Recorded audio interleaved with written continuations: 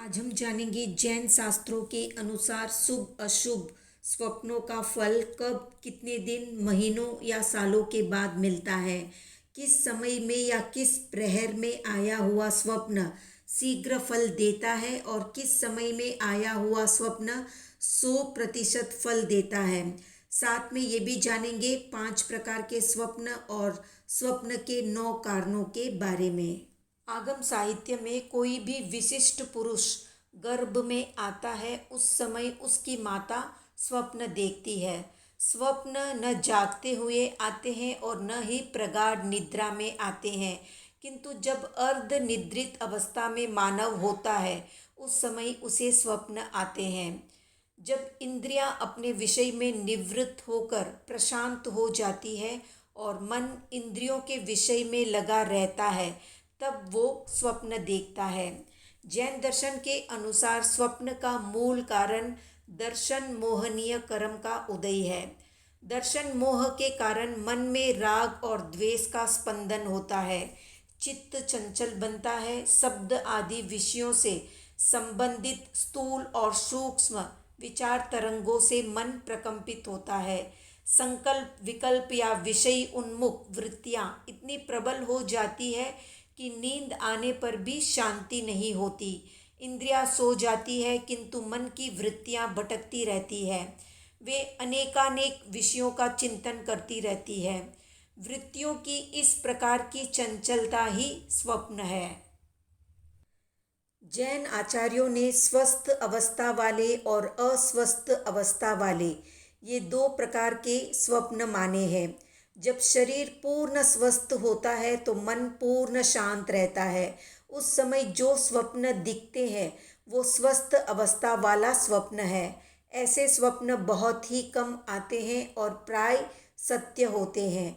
मन विक्षिप्त हो और शरीर अस्वस्थ हो उस समय देखे गए स्वप्न असत्य होते हैं। आचार्य जैन आचार्यों ने दोष समुद्भव और देव समुद्भव इस प्रकार स्वप्न के 2 भेद भी किए हैं।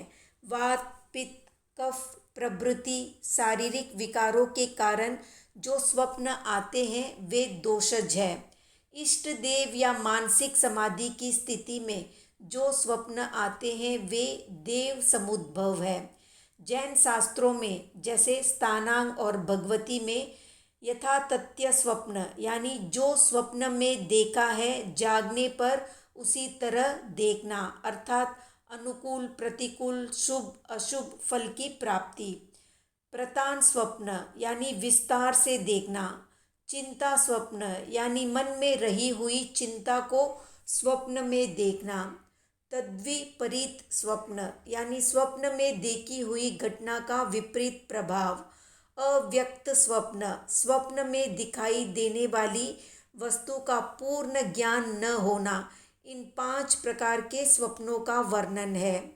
प्राचीन भारतीय स्वप्न शास्त्रियों ने स्वप्नों के 9 कारण बताए हैं। पहला है अनुभूत स्वप्न यानी अनुभव की हुई वस्तु का स्वप्न। दूसरा है श्रुत स्वप्न। तीसरा है दृष्ट स्वप्न। चौथा है प्रकृति विकारजन्य स्वप्न यानी वात पित्त कफ की अधिकता और न्यूनता से आने वाला स्वप्न। पांचवा है स्वाभाविक स्वप्न। छठा है चिंता समुत्पन्न स्वप्न यानी जिस पर पुनः पुनः चिंतन किया हो उस अवस्था में देखा गया चिंतन। चिंतन यानी स्वप्न। सातवां है देव प्रभाव से उत्पन्न होने वाला स्वप्न। आठवां है धर्म क्रिया प्रभावोत्पादित स्वप्न। नवा है पापोदय से आने वाला स्वप्न। इसमें 6 स्वप्न निरर्थक होते हैं और अंत के 3 स्वप्न शुभ और अशुभ फल प्रदान करते हैं। हम जो स्वप्न देखते हैं इनमें कोई कोई सत्य होते हैं। जब इंद्रियां प्रसुप्त होती है और मन जागृत होता है तो उसके पर्दे पर भविष्य में होने वाली घटनाओं का प्रतिबिंब गिरता है। मन उन अज्ञात घटनाओं का साक्षात्कार करता है। वो सुषुप्ति और अर्ध निद्रा अवस्था में भावी के कुछ अस्पष्ट संकेतों को ग्रहण कर लेता है और वे स्वप्न रूप में दिखाई देते हैं। स्वप्न शास्त्रियों ने ये भी बताया है कि किस समय देखा गया स्वप्न उत्तम और मध्यम होता है। रात्रि के प्रथम प्रहर में जो स्वप्न दिखते हैं उनका शुभ अशुभ परिणाम 12 महीनों में प्राप्त होता है। द्वितीय प्रहर के स्वप्नों का फल 6 महीने में, तृतीय प्रहर के स्वप्नों का फल 3 महीने में और चतुर्थ प्रहर में जब मुहूर्त भर रात्रि अवशेष रहती है उस समय जो स्वप्न दिखाई देता है उसका फल 10 दिनों में मिलता है। सूर्योदय के स्वप्न का फल बहुत ही शीघ्र मिलता है।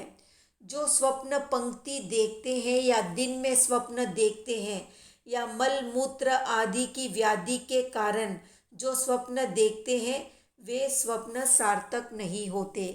पश्चिम रात्रि में शुभ स्वप्न देखने का एक ही कारण ये भी हो सकता है कि थका हुआ मन 3 प्रहर तक गहरी निद्रा आने के कारण प्रशांत हो जाता है, उसकी चंचलता मिट जाती है, उसमें ताजगी होती है और स्थिरता भी होती है। इसलिए उस समय देखे गए स्वप्न शीघ्र फल प्रदान करते हैं। शुभ स्वप्न देखने के बाद स्वप्न दृष्टा को नहीं सोना चाहिए, क्योंकि स्वप्न दर्शन के पश्चात नींद लेने से उस स्वप्न का फल नष्ट हो जाता है। जो अशुभ स्वप्न हो उनको देखने के बाद सो सकते हैं, जिससे उनका अशुभ फल नष्ट हो जाए। शुभ स्वप्न आने के पश्चात धर्म चिंतन करना चाहिए।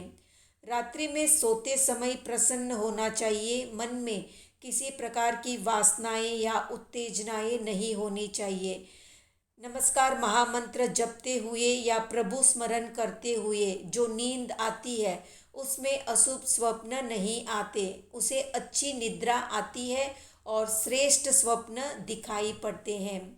प्राचीन आचार्यों ने शुभ और अशुभ स्वप्न की एक सूची दी है। उन स्वप्नों का सही अर्थ जानने के लिए परिस्थिति, वातावरण और व्यक्ति की अवस्था देखकर ही निर्णय करना चाहिए। विशिष्ट व्यक्तियों की माताएं जो स्वप्न देखती है उनके अंतर्मानस की उदात्त आकांक्षाएं उसमें रहती हैं। वे सोचती हैं कि मेरा ऐसा दिव्य पुत्र हो जो दिगंत को अपनी यशोगाथा से गौरवान्वित कर सके। उसकी पवित्र भावना के कारण इस प्रकार के पुत्र आते भी हैं। ये अवश्य याद रखना चाहिए कि स्वप्न वस्तुतः स्वप्न ही है। स्वप्न पर अत्यधिक विश्वास करके यथार्थता से मुंह को नहीं मोड़ना चाहिए। केवल स्वप्न दृष्टा नहीं, यथार्थ दृष्टा बनना चाहिए। स्वप्न केवल एक सूचना प्रदान करने वाला तथ्य है, उस पर बहुत अधिक भरोसा भी नहीं करना चाहिए।